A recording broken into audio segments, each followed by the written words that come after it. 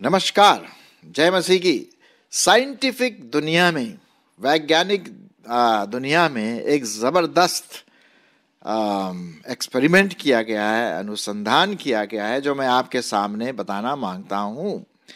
और जैसा कि आप यहाँ पर देख रहे हैं, ये जो डायग्राम है कि किस प्रकार से एक नारी का जो अंडा है, एग है, और उसके चारों तरफ स्पर्म, नर का जो स्पर्म है वो चारों तरफ स्विम करते हैं, और उनमें से सिर्फ एक ही जो स्पर्म है वो एग को भेदने की कोशिश करता है, और जैसे ही वो स्पर्म अंदर छेद करके अंदर एग के अंदर जाता है तो जीवन पैदा होता है। और जैसे ही वो जीवन पैदा होता है, एक ज़बरदस्त लाइट पैदा होती है। जी हाँ, ये मैं कहानी नहीं बता रहा हूँ, ये एक साइंटिफिक एक्सपेरिमेंट किया गया है, और पता पड़ता है कि ऐसा एक्चुअली होता है जब किसी बच्चे का जन्म होता है।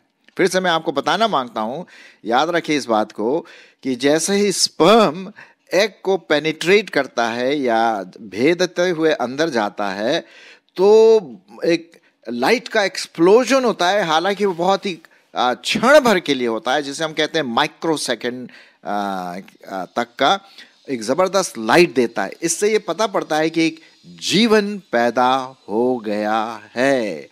और यहाँ पर हम देखते हैं कि जीवन और ज्योति का, जीवन और प्रकाश का एक अटूट संबंध है। जब भी ऐसी बात होती है, एग और स्पर्म का भेदना, तो जीवन के साथ साथ लाइट भी पैदा होती है। यदि आप इसके बारे में और अधिक जानना मांगते हैं तो मैंने इसी डायग्राम के बाजू में एक वेबसाइट दिया है। आप उस वेबसाइट में जा कर के पूरा ये वीडियो देख सकते हैं, तो तब आप इसको अच्छी तरह से समझ पाएंगे जो मैं बात आपको यहाँ पर बता रहा हूँ। वीडियो, कई प्रकार के वीडियो वहाँ पर हैं, आप उसको ध्यान से देखिए। और ये साहब ऐसा तहलका मचा के रखा हुआ है जो आत्मिक रीति से हमारे मसीही परमेश्वर के बारे में या बाइबल के बारे में बहुत ज़बरदस्त बात यहाँ पर सत्य प्रकट किया गया है कि किस प्रकार से ज्योति और जीवन एक दूसरे के साथ अटूट एक दूसरे का संबंध बना हुआ है। और जैसा कि आज का हमारा जो टॉपिक है, जो आप देख रहे हैं, टॉपिक है जीवन और प्रकाश, दोनों का एक साथ मिलन, जब एक जीवन पैदा होता है। जी हाँ, और ये बात हम बाइबल में भी देखते हैं। परमेश्वर ने जब उसने सिर्फ बोला प्रकाश हो जा, और प्रकाश हो गया। उत्पत्ति और उसका पहला अध्याय मैं आपके लिए पढ़ देता हूँ। उत्पत्ति उसका पहला अध्याय और उसके 3 और 4 पद। तब परमेश्वर ने कहा उजियाला हो, तो उजियाला हो गया। और परमेश्वर ने उजियाले को देखा कि अच्छा है, और परमेश्वर ने उजियाले को अंधियारे से क्या कर दिया? अलग कर दिया। फिर उसने जीवन भी पैदा किया, आदम और हवा के रूप में। तो यहाँ पर देखते हैं कि जीवन और प्रकाश दोनों एक साथ कनेक्टेड हैं, उसको अलग नहीं कर सकते। जहाँ जीवन है वहाँ प्रकाश है, और जहाँ प्रकाश है वहाँ जीवन है। जी हाँ, और यही बात हम देखते हैं यूहन्ना रचित सुसमाचार और उसका पहला अध्याय 1 और उसका 1 से 4 पद मैं आपके लिए पढ़ देता हूँ। यूहन्ना उसका पहला अध्याय 1 और 1 से 4 पद। आदि में वचन था, वचन परमेश्वर के साथ था, और वचन परमेश्वर था। यही आदि में परमेश्वर के साथ था। सब कुछ उसी के द्वारा उत्पन्न हुआ, और जो कुछ उत्पन्न हुआ है उसमें से कोई भी वस्तु उसके बिना उत्पन्न नहीं हुई। ये किसके बारे में बात हो रहा? प्रभु यीशु मसीह के बारे में, कि वो पूरे सृष्टि का रचयिता है, सृष्टिकार है, सृष्टिकर्ता है। और फिर क्या लिखा हुआ है 4 पद में? उसमें जीवन था, और वह जीवन मनुष्यों की ज्योति थी। सुनिए, उसमें जीवन था। किसमें जीवन था? प्रभु यीशु मसीह जीवन था, और वह जीवन मनुष्यों की ज्योति था। ये भी यहाँ पर हम देखते हैं जीवन और ज्योति जीवन और प्रकाश दोनों एक दूसरे से क्या है, कनेक्टेड है, उसका अलग नहीं कर सकते हैं। तो ये जबरदस्त एक्सपेरिमेंट जो किया गया है, ये हमारे बाइबल की सत्यता को और अधिक बतलाता है, परमेश्वर के वचन को सच्चा ठहराता है कि जीवन में जहाँ जीवन है वहाँ प्रकाश भी है, और जहाँ प्रकाश है वहाँ जीवन है। जी हाँ, अब जब हम प्रकाश की बात करते हैं तो उसका जो उल्टा होता है, विरोध, वो होता है अंधियारा, अंधेरा जिसे हम कहते हैं। अब अंधियारे में तो आप और मैं चल नहीं सकते, है कि नहीं। अंधियारा जब होता है तो क्या होता है, कुछ दिखाई नहीं देता, और अगर हम चलने की कोशिश करें तो हम ठोकर खा सकते हैं, गड्ढे में गिर सकते हैं, या कोई कीड़े मकोड़े काट सकते हैं, हमारी मौत हो सकती है। लेकिन जब प्रकाश है तो जीवन है, हाँ, क्योंकि हम चारों तरफ देख सकते हैं, हम होशियार रह सकते हैं कि क्या खराब है, क्या सही है, कहाँ पर क्या है, और हम जीवन पा सकते हैं, जीवन में, अच्छे जीवन में रह सकते हैं। तो जहाँ पर अंधकार है वहाँ पर क्या है, मौत, और जहाँ पर प्रकाश है वहाँ पर क्या है, जीवन। ये तो बात है, और यही बात प्रभु यीशु मसीह के बारे में भी हम पढ़ते हैं कि वो जीवन था और प्रकाश भी था। एक बार उसने कहा, एक बार नहीं कई बार उसने कहा, यूहन्ना उसका 8 अध्याय और 12 पद, यूहन्ना उसका 8 अध्याय और 12 पद, क्या लिखा हुआ है वहां? लिखा हुआ है, तब यीशु ने फिर लोगों से कहा, जगत की ज्योति मैं हूं, जो मेरे पीछे हो लेगा वह अंधकार में न चलेगा परंतु जीवन की ज्योति पाएगा। ये देखिए साहब, जीवन और प्रकाश दोनों एक दूसरे के साथ कनेक्टेड हैं। अगर हम प्रभु यीशु मसीह को ग्रहण करते हैं, उस ज्योति को लेते हैं, तो हम अंधकार में नहीं चलेंगे, जीवन की ज्योति पाएंगे, अनंत जीवन में हम प्रवेश होंगे, हम ज्योति के संतान कहलाए जाएंगे, क्योंकि जीवन की ज्योति हमें पाई जाएगी। क्या बढ़िया जबरदस्त परमेश्वर का वचन है कि नहीं। मेरे ख्याल में मैं तो बहुत एक्साइटेड हूँ इसके बारे में। जब मैंने इस बात को पढ़ा, देखा, सुना, और मैं इसीलिए आपके साथ शेयर कर रहा हूँ कि आप इसके बारे में, जीवन और प्रकाश के बारे में सोचें। जब एक जीवन पैदा होता है तो उसके साथ ही साथ प्रकाश भी पैदा होता है, तो थोड़े क्षण के लिए, लेकिन होता ज़रूर है, क्योंकि दोनों का कनेक्शन एक साथ यहाँ पर हम देखते हैं। फिर एक जगह और लिखा हुआ है, एक जगह क्या, कई जगह पे लिखा हुआ है, मैं आपके लिए पढ़ देता हूँ। यूहन्ना उसका 12 अध्याय 46 पद, यूहन्ना उसका 12 अध्याय और 46 पद, क्या लिखा हुआ है सुनिए। मैं जगत में ज्योति होकर आया हूँ, ताकि जो कोई मुझ पर विश्वास करे वह अंधकार में न रहे, लेकिन जीवन की ज्योति पाए। जी हाँ, तो हम अंधियारे में क्यों चले भाई, प्रकाश में चलना है। और प्रकाश कौन है? अरे साहब, सब जीवन का देने वाला, प्रकाश का देने वाला क्या है? प्रभु यीशु मसीह है। जगत की ज्योति मैं हूं, उसने यही कहा ना। तो हम देखते हैं कि जब हम प्रभु को ग्रहण करते हैं तो हम ज्योति की संतान हो जाते हैं। तो हम आगे और देखते हैं। यहाँ पर मैं आपके लिए पढ़ देता हूँ भजन संहिता और उसका 36 अध्याय 9 पद, भजन संहिता उसका 36 अध्याय और 9 पद, क्या लिखा हुआ है? क्योंकि जीवन का सोता तो तेरे ही पास है। किसके पास है? परमेश्वर के पास है। और तेरे प्रकाश के द्वारा हम प्रकाश पाएंगे। लो साहब, फिर से हम देखते हैं, जीवन और प्रकाश का संबंध परमेश्वर के साथ जुड़ा हुआ है, जो जीवित परमेश्वर है। और उसी परमेश्वर की तो हम आराधना करते हैं, उसी परमेश्वर की हम आराधना करते हैं जो जीवन है, जो ज्योति में रहता है। जहां तक स्वर की जो बात है, वहां बस ज्योति ही ज्योति, ज्योति ही ज्योति, क्योंकि परमेश्वर है वहां। आपको हमारे पता है, वहां सूरज, चांद, सितारों की जरूरत नहीं पड़ेगी, क्योंकि परमेश्वर खुद वहां पर है, ज्योति। और हम जो प्रभु यीशु मसीह पर विश्वास करते हैं, हम क्या हैं? ज्योति की संतान हैं, प्रकाश की संतान है ना। यूहन्ना उसका पहला अध्याय और उसका 5 और 9 पद ही पढ़ लेता हूं। यूहन्ना उसका पहला अध्याय और उसका 5 और 9। और ज्योति अंधकार में चमकती है और अंधकार ने उसे ग्रहण नहीं किया।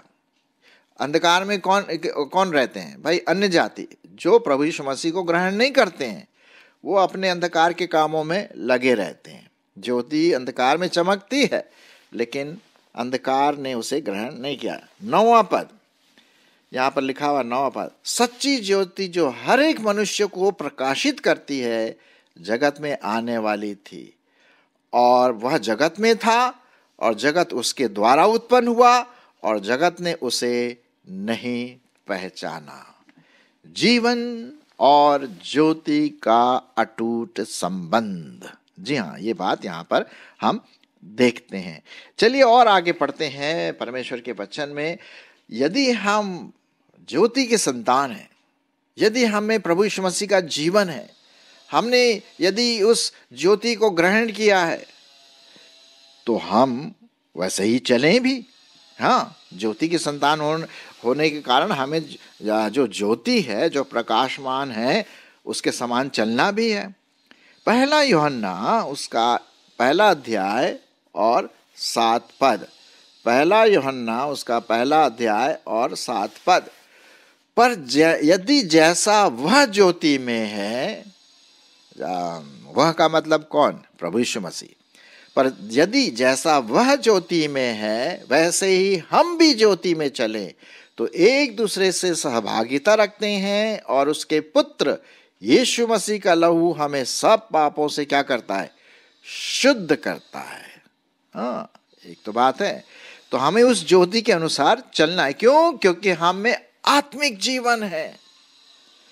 देखिए, जब बेबी पैदा होती है, कंसेप्शन जब कंसीव होती है माँ के पेट में, तो जैसे ही स्पर्म पेनिट्रेट करता है, अंदर जाता है एग के अंदर, तो एकदम से ज्योति होती है और जीवन पैदा होता है।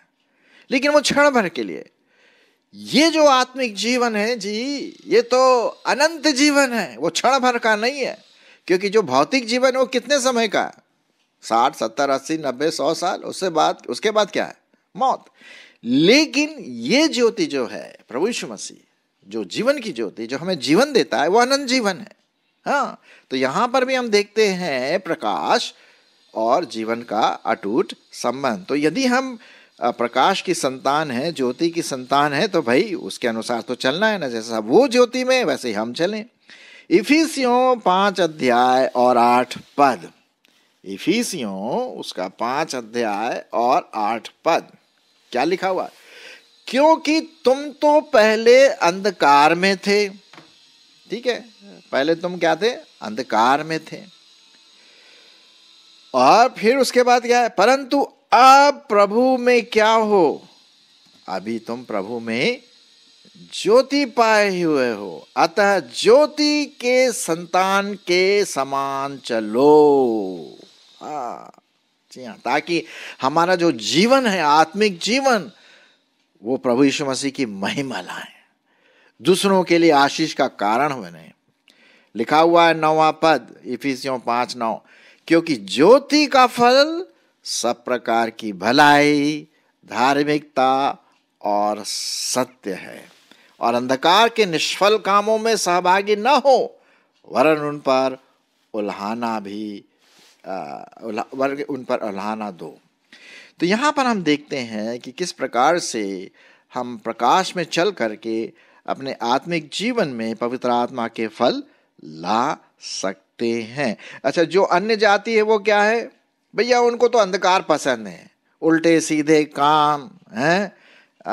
वो ज्योति के संतान नहीं है। वो किसके संतान? अंधकार के संतान है, शैतान के संतान है, और अंत में क्या है? मौत लाता है। लेकिन जो ज्योति के संतान है, वो जीवन देता है और अनंत जीवन हमें प्राप्त होता है। अच्छा, एक और चीज हम ज्योति के बारे में पढ़ते हैं, वो है परमेश्वर का वचन भी ज्योति के समान है। भजन संहिता उसका 119 और उसका 105। भजन संहिता 119 और उसका 105। चलिए जरा देख लेते हैं परमेश्वर का वचन क्या कहता है, बहुत ही साफ रीति से आपको और मुझे। यहाँ लिखा हुआ है, मैं आपके लिए पढ़ देता हूं 105 पद। तेरा वचन, सुनिए, तेरा वचन मेरे पांव के लिए दीपक और मेरे मार्ग के लिए उजियाला है। तो भाई परमेश्वर का वचन क्या है? उजियाला है। जब उसने सिर्फ बोला, उत्पत्ति में क्या हो गया? उजियाला हो, और उजियाला हो गया। ये उसका जीवित वचन है, प्रकाश लाया। उसका जीवित वचन प्रकाश लाया। और जैसे कि मैंने आरंभ में कहा कि प्रकाश और ज्योति दोनों एक दूसरे के साथ क्या है? कनेक्शन में है, उसको अलग नहीं किया जा सकता। और जो वचन है वो क्या है?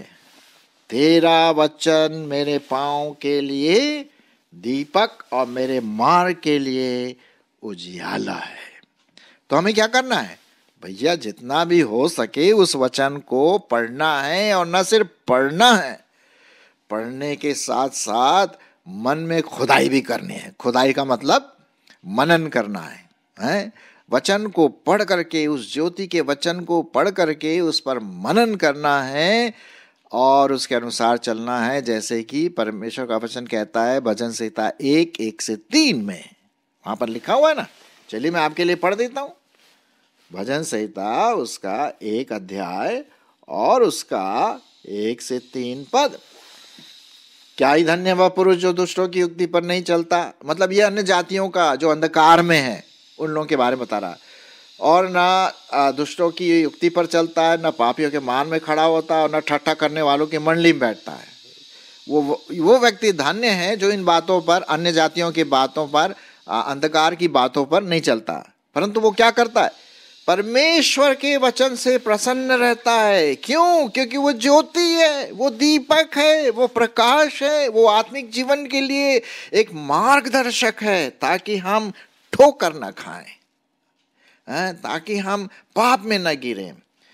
लिखा हुआ है, परंतु वो तो यहोवा की व्यवस्था से, वचन से प्रसन्न रहता और उसके वचन पर रात दिन ध्यान करता रहता। उस वृक्ष के समान है जो बहती नालियों के किनारे लगाया गया है और अपनी ऋतु में फलता है, और जिसके पत्ते कभी मुरझाते नहीं। इसलिए जो कुछ पुरुष हुआ करे वो क्या होता है? सफल होता है।